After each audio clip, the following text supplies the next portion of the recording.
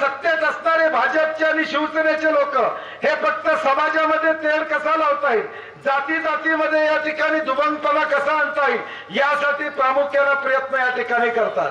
आमची काँग्रेसची विचारधारा ही छत्रपती शिवाजी महाराजांना अभिप्रेत असणारे, शाहू महाराजांना अभिप्रेत असणारे, डॉक्टर बाबासाहेब आंबेडकरांना अभिप्रेत असणारे, अण्णाभाऊ साठे असतील, फुले शाहू फुले आंबेडकरांच्या विचाराची आमची या ठिकाणी अभिप्रेत असणारी या ठिकाणी धोरण उद्याच्या भविष्यकाळात काँग्रेस पक्षाचा असणार।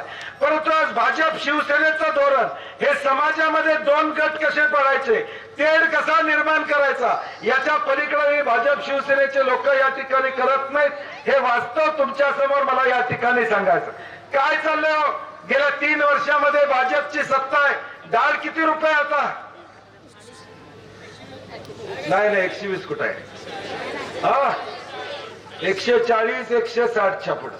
गोड तेल हा 160 आणि सोनं मला वाटते 10,000 रुपये तोडा आहे। मला माहित आहे 2 लाख, मी मुद्दाम 10,000 म्हणतो। भगवान पाटलांनी गोष्ट सांगितली खरे। आज एखाद्या सामान्य माणसाच्या घरात लगीन असेल, 1 तोळा 2 तोळा घालायचा असेल तर आता घालू शकणार नाही अशी अवस्था आमच्या सामान्य माणसाची झाली। कुणाच्या राज्यात कुणाची सत्ता आहे? भाजप आणि शिवसेनेची सत्ता या राज्यामध्ये। ज्या सत्ता आज आमच्याकडे मतं मागायचा प्रयत्न करते, तुम्ही आमचं गोडं तेल माग केलं, तुम्ही आमची डाळ त्या ठिकाणी माग केलं, गरीबाला एखादा दागिना घ्यायचा असेल तर आज 1 तोळ्याचा दागिना त्या ठिकाणी सामान्य माणूस घेऊ शकत नाही। ही अवस्था भाजप आणि शिवसेनेच्या काळामध्ये या ठिकाणीच आहे। मग आम्ही याचा विचार करणार आहोत का नाही? ज्या शासनाच्या माध्यमातून आज गरीबाला गरीब करण्याचं काम चालतंय, बेरोजगारी वाढवायचं काम या राज्यामध्ये चाललंय, त्यांना उत्तर देण्याची वेळ येणाऱ्या भविष्यकाळात या ठिकाणी आपल्याला करावी लागेल। आज या राज्यामध्ये महापालिकेची निवडणूक होती, कोल्हापूर महापालिकेची निवडणूक होती, 15 तारखेला निवडणूक त्या ठिकाणी होती, 8 तारखेला मी एक पुण्यामध्ये सुनावणी होती, त्या सुनावणीला 5 तास गेलो होतो। मग निवडणुकीचा काळ होता, त्या काळात मी 5 तास पुण्याला गेलो। कशासाठी माहित आहे का? भाजप शिवसेनेनं 1,35,000 कोटी रुपयाचा नवीन वीज दरवाढ आणलेली आहे। 1,35,000 कोटीची नवीन वीज दरवाढ आणलेली आहे। सोलर कुणाच्या घरात बसविलात? सोलर कुणी बसविलात सांगा? आहेत का नाही सोलर? 1 2 4 कोणतर असतील की सोलर वाले। आता सोलर ज्यांनी बसवलेले आहेत त्यांना आता नियम आलाय की वीज दिवसा वापरायची, रात्री सोलरची वापरायची।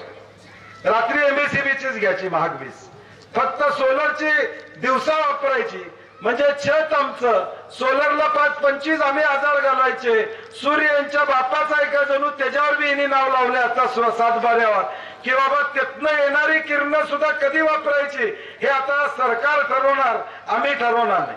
ही 1,35,000 कोटी रुपयाची वीज दरवाढ आता तुमच्या पुढे येत्या। या राज्यातल्या 12 कोटी जनतेला त्याचा फटका बसणार आहे।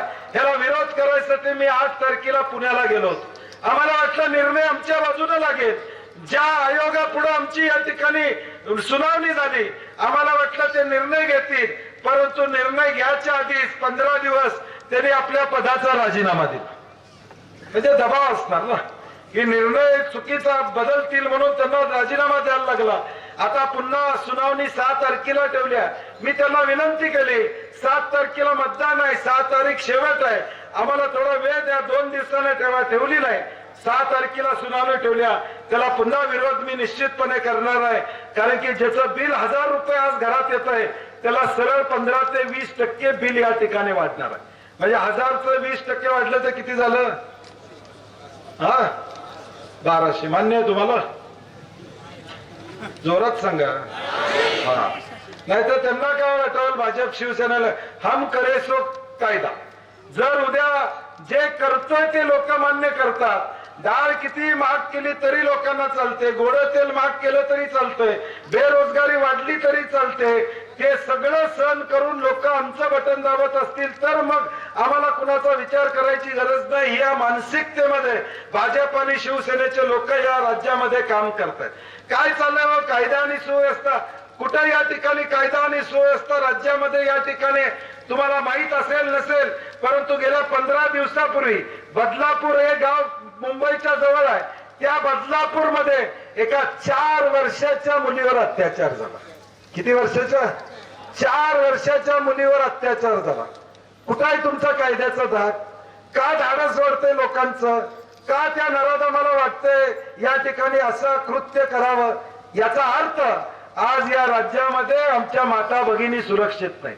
आज एखाद्या पालकाला मुलगी शाळेत गेली तर परत येईल याची गॅरंटी नाही. काल एका दिवसामध्ये 12 ते 18 मुली परवा एकट्या मुंबईमधनं गायब झाल्या. ते 3 दिवसापूर्वी मुंबईमधनं 12 ते 18 मुली या ठिकाणी गायब झाल्या. मग कायदा आणि सुव्यवस्था कुठे आहे हो तुम्ही? तुमचं डबल इंजिन सरकार काय करतंय? डबल इंजिन सरकार म्हणतात, कुणाला उपयोगाला या डबल इंजिन सरकारचा फायदा आहे? कुणाला या ठिकाणी नाही. काल बजेट झालं केंद्र शासनाचं.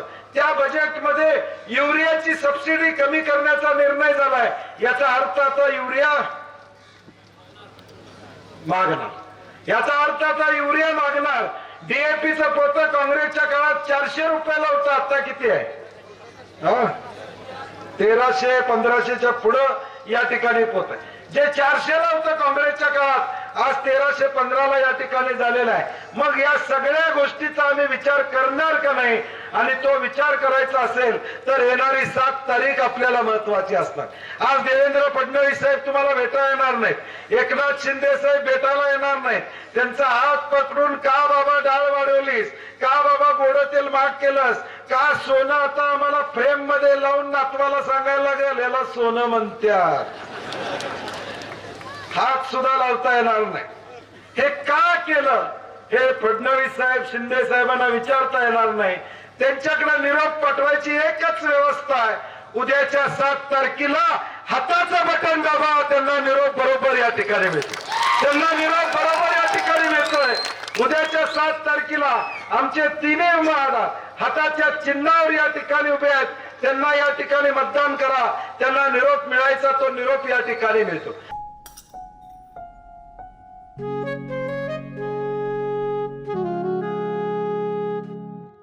बाबा, आज येताना बासुंदी घेऊन या ना. अगं, कालच आपण आईचा वाढदिवस होता म्हणून आणली होती ना. ऐकलं? गोकुळची बासुंदी पुन्हा खावीशी वाटतेय. खरं सांगू, मलाही खावीशी वाटतेय.